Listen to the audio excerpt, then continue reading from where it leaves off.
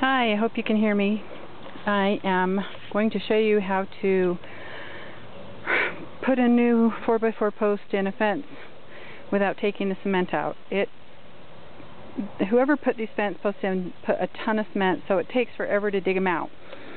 So I found that doing it this way saves me time, or it's the same amount of time, and then I don't have to get rid of the cement and buy a new bag of cement. So basically, you can see all the little wood.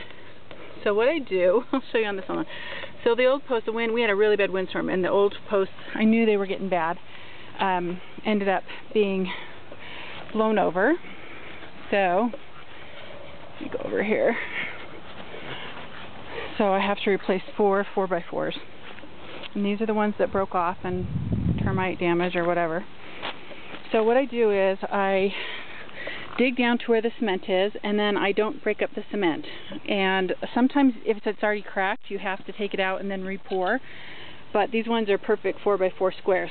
So what I do is I take a long crowbar that's pointed, and I push it down in, and then I pop it.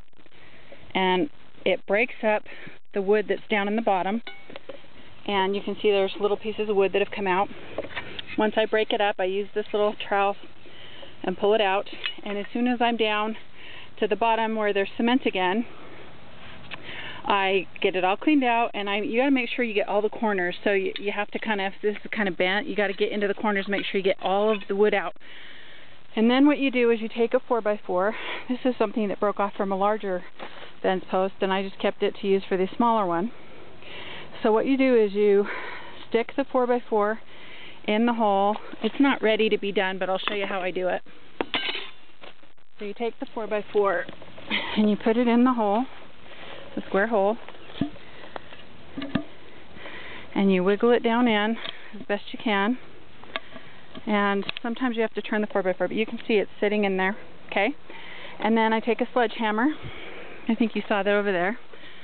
It's a sledgehammer. And I'll go back over here and show you what I did.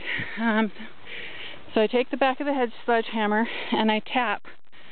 You can see the marks right there. I tap the 4x4 down in the hole. Look how solid that is. It is not going anywhere. And then once I've tapped it in, because I never know how far it's going to tap in, I don't cut it until I'm ready to hammer in the fencing, the existing fencing. So this was the 4x4 that was here, broken off at the bottom. I dug it out. You can see all the rotten wood right there. And I had to cut some roots because this is a huge pine in the neighbor's yard. So cut the roots to get to that 4x4.